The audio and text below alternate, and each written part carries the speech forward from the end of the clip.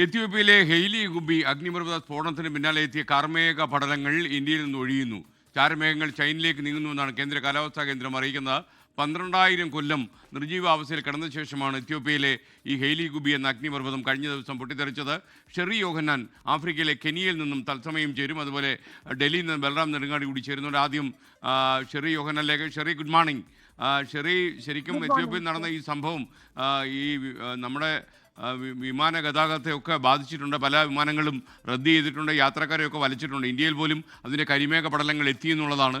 ഇപ്പോൾ ആഫ്രിക്കയിലും എത്യോപ്യയിലും പരിസര രാജ്യങ്ങളിലും ഒക്കെ തന്നെ നൈബറിംഗ് കൺട്രീസിലൊക്കെ എങ്ങനെയാണ് ഇതിൻ്റെ അവസ്ഥ? ഹൈലി ഗുബി എന്ന് പറയുന്ന ഈ സ്ഥലം അഫാർ റീജിയൻ എന്നറിയപ്പെടുന്ന ഒരു സ്ഥലത്തുള്ളതാണ്. ഇത് ഈ ഒരു വാൽക്കോനോ, ഇതൊരു ഷീൽഡ് വാൽക്കോനോ ആയിരുന്നു.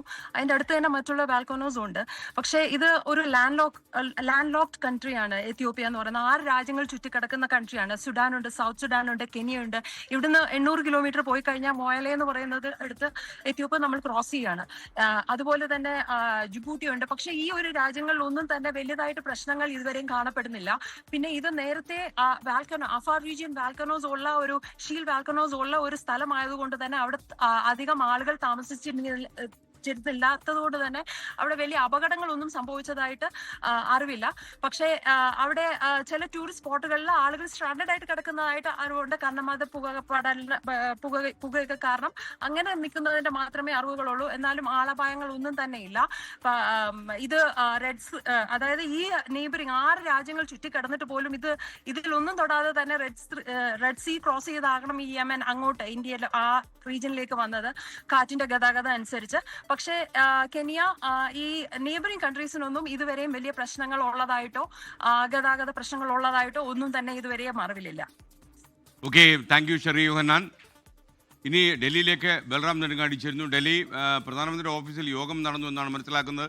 മാത്രമല്ല ഈ കരിമേഘ പടലങ്ങൾ ഇന്ത്യക്ക് ഭീഷണിയാകില്ല എന്ന് വിദഗ്ധർ പറയുകയും ചെയ്യുന്നു. കൂടുതൽ അപ്ഡേറ്റ്സ് എന്താണ് ഈ വാർത്തയുടെ?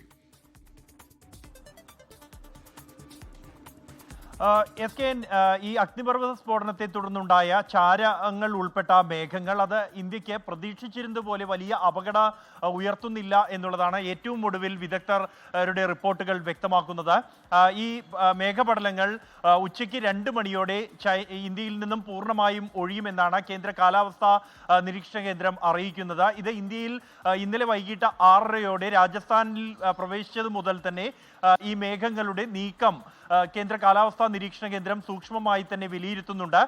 ഇതിന്റെ അടിസ്ഥാനത്തിലാണ് പ്രധാനമന്ത്രിയുടെ ഓഫീസിൽ ഉൾപ്പെടെ ഇതുമായി ബന്ധപ്പെട്ടുള്ള ഉന്നതതല യോഗങ്ങൾ ചേരുകയും സാഹചര്യങ്ങൾ അവലോകനം ചെയ്യുകയും ചെയ്തിരുന്നു. ഉച്ചയ്ക്ക് 2 മണിയോടെ പൂർണ്ണമായും ഇന്ത്യയിൽ നിന്നും വിട്ടൊഴിഞ്ഞ് ചൈനീസ് ഭാഗത്തേക്ക് ഈ മേഘപടലങ്ങൾ നീങ്ങും എന്നാണ് കണക്കാക്കുന്നത്. നിലവിൽ വ്യോമയാന ഗതാഗതത്തെ ഈ ചാരമേഘങ്ങൾ ബാധിച്ചിട്ടുണ്ട്.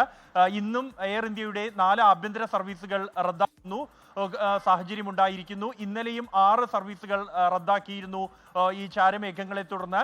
അതേസമയം വ്യോമയാന മേഖലയിൽ അതീവ ജാഗ്രതാ നിർദ്ദേശം DGCA നൽകിയിട്ടുണ്ട്.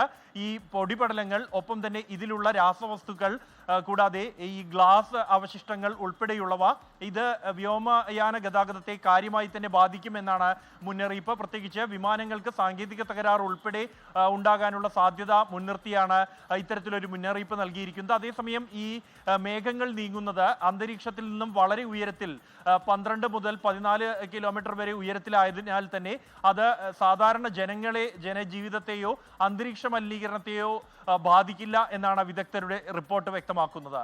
SKN, ലോകത്തെവിടെയായാലും ഏത് സമയത്തും 24 വാർത്തകളും ഓഗ്മെന്റഡ് റിയാലിറ്റി പാക്കേജുകളും എക്സ്പ്ലെയിനറുകളും വിശദമായി കാണാൻ ഞങ്ങളുടെ യൂട്യൂബ് ചാനൽ നിങ്ങൾക്ക് സബ്സ്ക്രൈബ് ചെയ്യാം.